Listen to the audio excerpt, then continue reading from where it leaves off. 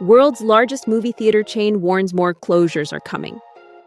The ritual of hitting the local multiplex, which was a weekend rite of passage no less, with its big screen, a simple dark room where you could lose yourself for 2 hours, accompanied by your bucket of popcorn, is fading.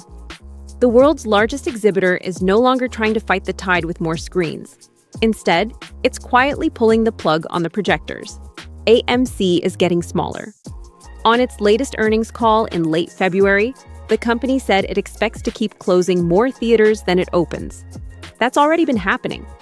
Since 2020, AMC has shut down 213 locations and opened 65 new ones. The strategy isn't expansion, it's pruning. Less popcorn, more problems.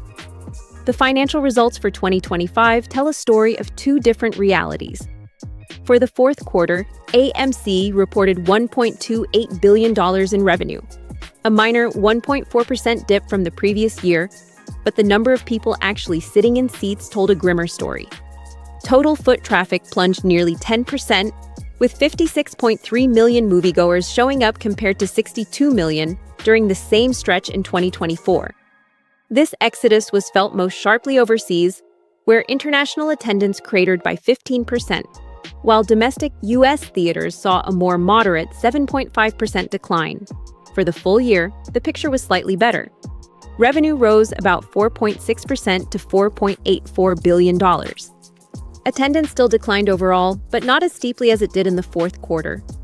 Even so, fewer people buying tickets means fewer people buying popcorn. And concessions are where theaters make much of their profit. CFO Sean Goodman told analysts that AMC plans to keep closing underperforming locations.